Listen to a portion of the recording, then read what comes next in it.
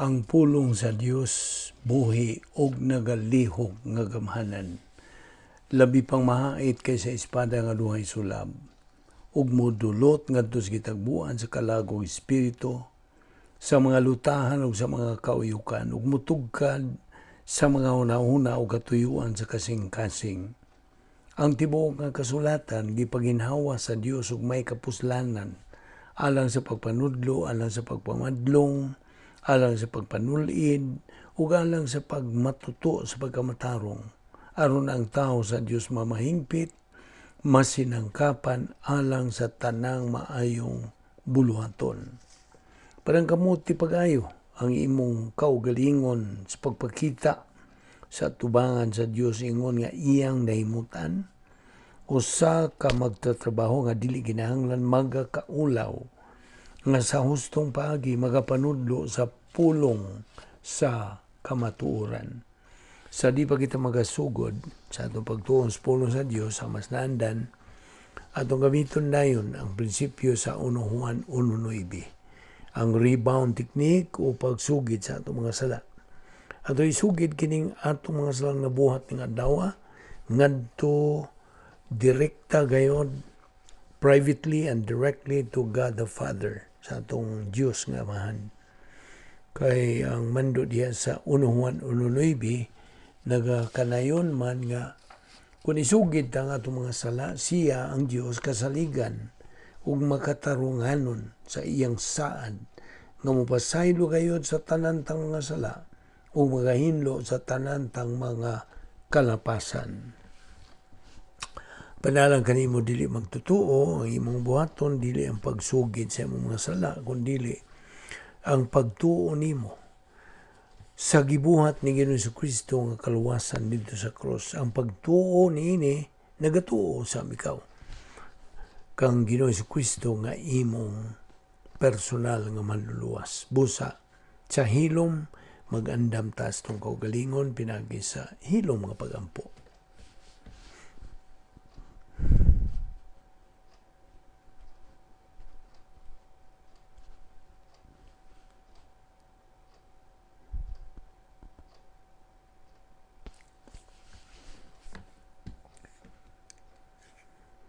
Amahan namong langit noon, nagapasalamat kami kanimo ni lain sa mga adlaw nga imong lugway sa among kinabuhi. Imo pa kami gipabuhi hangtod ni gayuna, timailan nga imong plano sa among kinabuhi nagapalihok pa ug nagapadayon pa busa.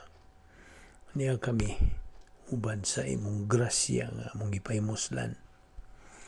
Uban ni kami karon nga lawa sa among padayon sa among spiritual momentum nga diin nagapakaon kami sa among kalag sa imong mga pulong. Mani kami pinagis pagtudlo kanamo sa balang Espiritu Santo, kining tanan among ipasalamatan sa ngalan ni Ginoong Jesucristo. Amen. Maayong adlaw sa tanan natong mga subscribers, mga higala, mga igsuon diyan ni Kristo, welcome kaniyong tanan o padayon ta sa atong tunanan nga giuluhan how to unleash divine truths, unsaon ta pagbuhi sa mga kamatuoran sa Dios nga misa atong kinabuhi. Ato kining tiwason nining adlaw, okay? Alright, so kung nandam ka na, atong ipadayon kining atong paghisgot niini. Unas tanan, ang hamto nga Kristohanon, mao ang asin sa katawhan. Kung ang asin, kawad-an siyang kaparat, kung saan pa man pagpabalik sa kaparat niini. Kini wala na kapuslanan, ug angay na lamang ilabay, unya tunob-tunuban sa mga tao. Matud ka na sa Mateo 5, versikulo 13. Now, kung kining nasod nga Amerikanhon, the greatest nation in the world, mawadda na gani kining pivot, tuyukan sa mga hamtong nga mga Kristohanon. Ang Diyos wa nay laing kapilian gawas lamang sa pagdisiplina ning atong nasod o pagguba niini. Paminawi gyud maayo ha, kay manungdalon kayo gini. Pila ra man gyud ka tawo ang gikinahanglan sa Dios nga mapreserbar niya ang usa ka apostate nga nasod. Now, di ko katugan nimo pan usa ka butang ang akong naibawan ug kini matuod nga pagabutang.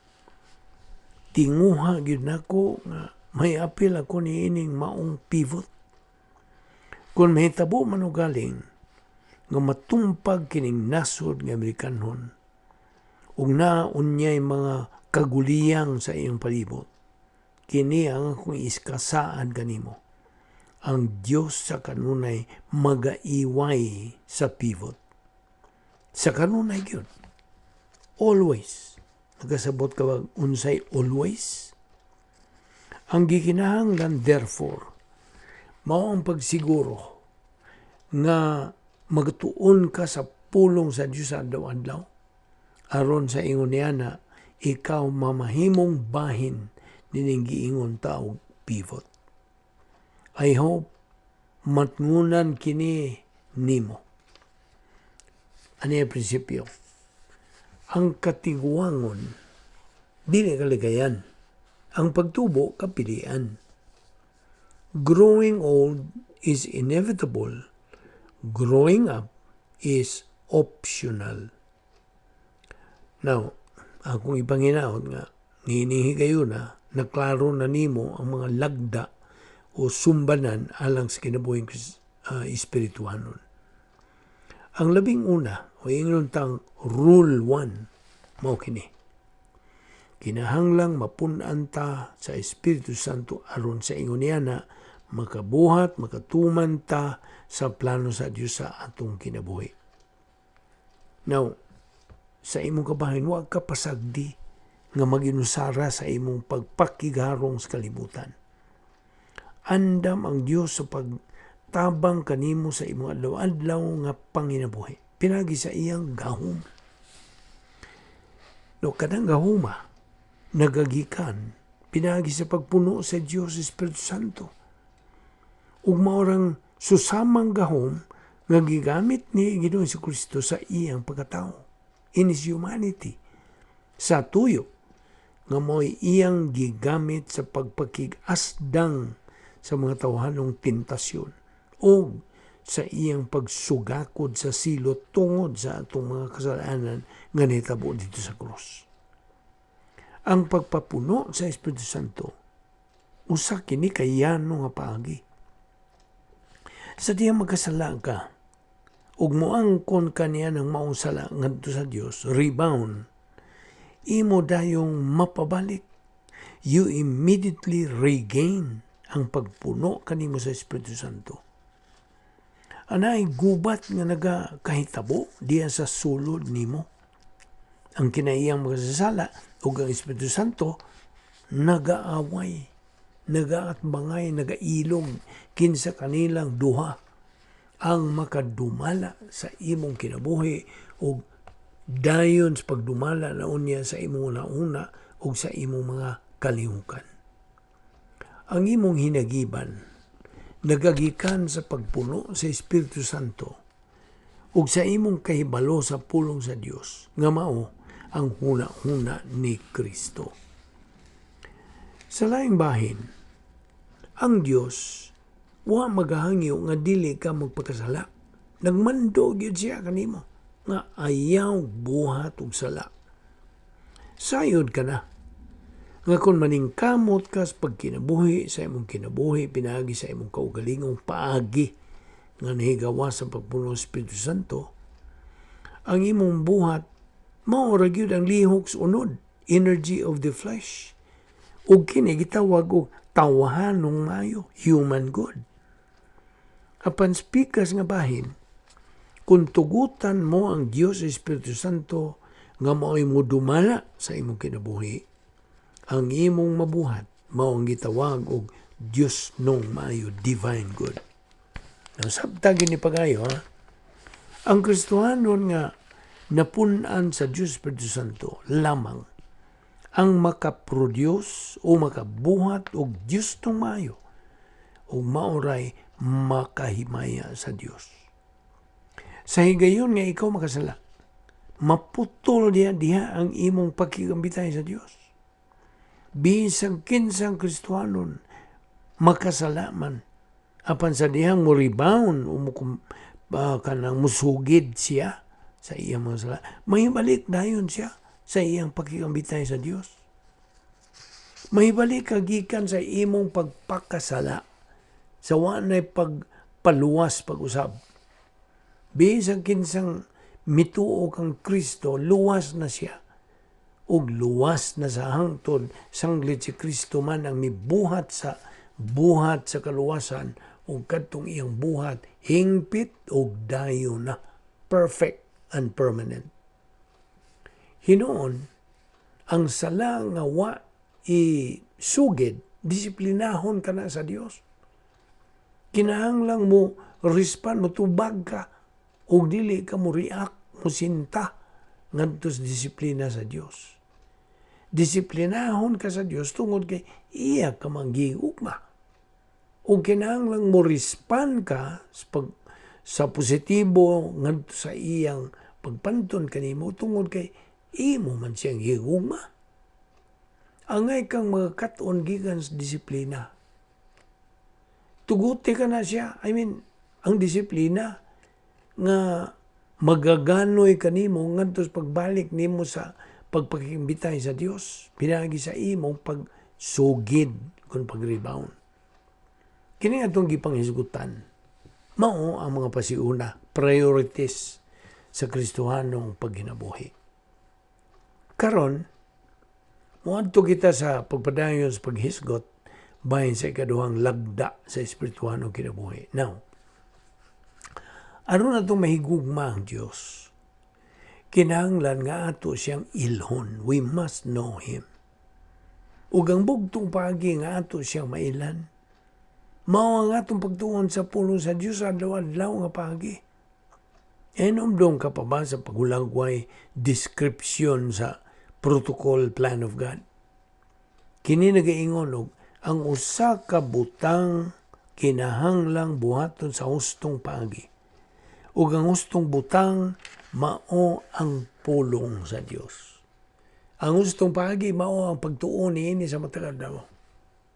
Pinagi lamang sa adlaw-adlaw pagtuon sa doktrina nga ikaw makakaton sa espirituhanong mga kahanas, spiritual skills. Nga diin mao kanay makapahigugma nimo sa Dios o makapakinabuhi nimo sa espirituhanong pagkinabuhi, your spiritual life. Ang mga daotang desisyon nga imong paghimuon mao'y makalimiti sa imong kapilian unya. They limit your future options. Ingon nga Kristohanon, ang imong tumong goal sa kinabuhi, iano ra kayo. O kini mao, ang imong pagkatuon sa pulong sa Dios o sa paggamit niya na ngadto sa matag desisyon nga imong paghimuon. Ang Kristohanong pagkinabuhi nanginahanglan usa ka masubayon ug matag adlaw pagtuon sa pulong sa Dios. Nang ano maning ato maning balik-balik, kinahanglan masilsil nga labing mahinungdanon kining buluhatuna pagtuon sa pulong sa Dios adlaw-adlaw. Ang paagi nga magatunantang doktrina gitawag og Operation Zeta. Ang Operation Z naginahanglan usa ka pastor nga magtutudlo sa pulong sa Dios sa hustong pagtudlo, accurate teaching.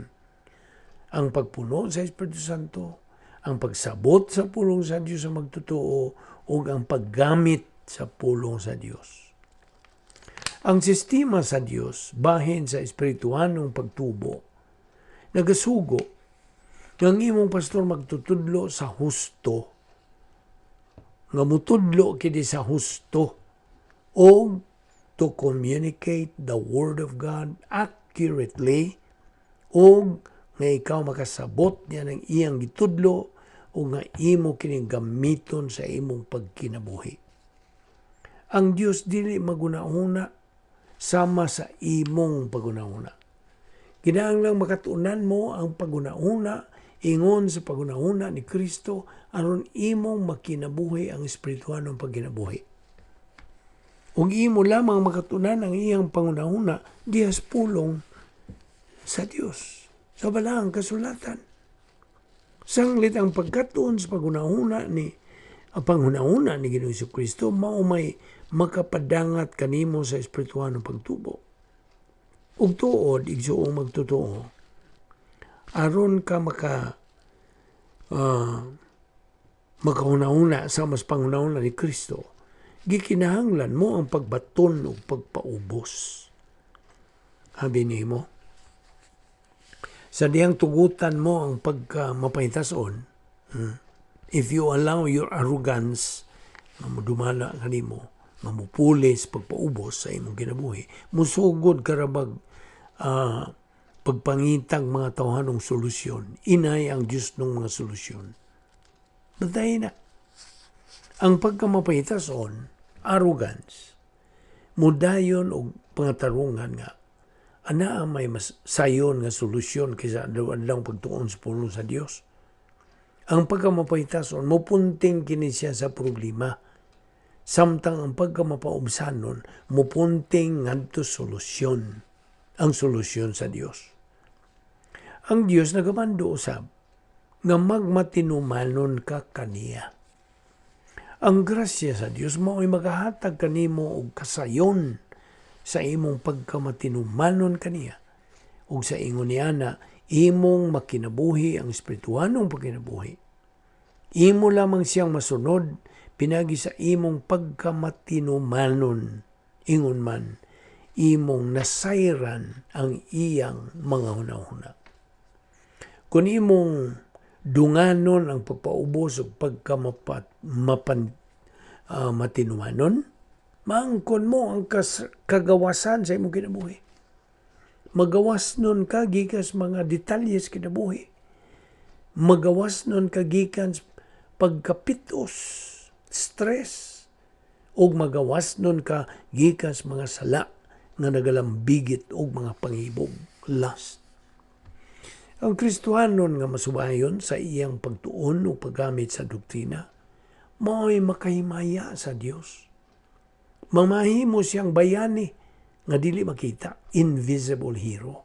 Pinagi sa dynamic power nga iyang natigom gumikan sa iyang makanunayong pagtuon sa pulo sa Dios. Kita nimo?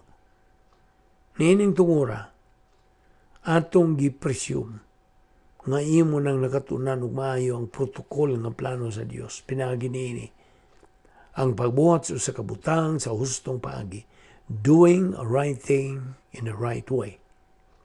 Abi nimo, dili ka makabuhat og husto kung wa ka mahibaw kung unsay husto. Di ba? Busa, ang pagtuon sa pulong sa Dios mao ang labing unang requirement o panginahanglan aron ka makatuman sa plano sa Dios sa imong kinabuhi. Ang pagbuhat niya ng hustong butang sa hustong paagi mao ang ikaduhang panginahanglan.